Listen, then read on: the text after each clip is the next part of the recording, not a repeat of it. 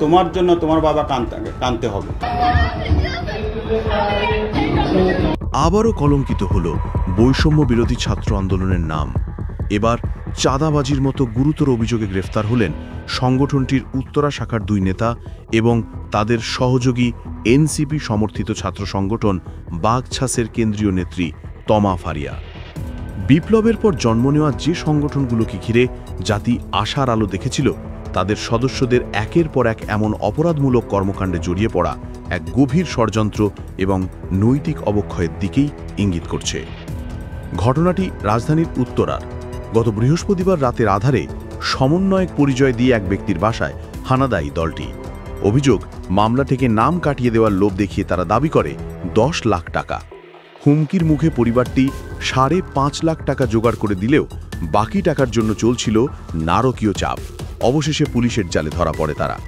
এই গ্রেফতারের ঘটনাটি বিচ্ছিন্ন নয়, বরং একটি ভয়ঙ্কর নকশার পুনরাবৃত্তি।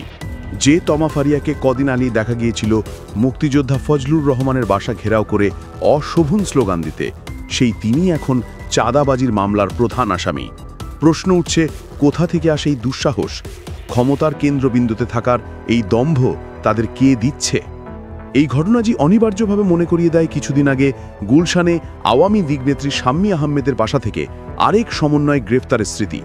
স্থান কালপাত্র ভিন্ন হলেও অপরাধের ধরন এবং ঔর্ধ্বর্য যেন একই সুতোয় গাঁথা। সেবারও ক্ষমতার বলয়ের কাছাকাছি থেকে এক সমন্বয়ক অপরাধমূলক কর্মকাণ্ডে জড়িয়ে পড়েছিলেন, এবারও তাই। দুটি ঘটনাই প্রমাণ করে নতুন মোড়কে পুরনো সিন্ডিকেটই হয়তো আবার সক্রিয় হয়ে উঠছে। পর্যবেক্ষকরা করছেন, এই তরুণেরা রাতারাতি পাওয়া পরিচিতি এবং এক ধরনের বিচারহীনতার সংস্কৃতিকে পুঁজি করে বেপরোয়া হয়ে উঠেছেন। তারা কি ভাবছেন সমন্বয়ক পরিচয় দিলেই আইন তাদের স্পর্শ করতে পারবে না? আন্দোলনের পর একাডেমিক জীবনে ফিরে যাওয়ার পরিবর্তে রাজনৈতিক হাতিয়ায় পরিণত হওয়ার ফল যে কতটা বিষাক্ত হতে পারে, এই ঘটনাগুলো তার জ্বলন্ত উদাহরণ। News desk, 21 television.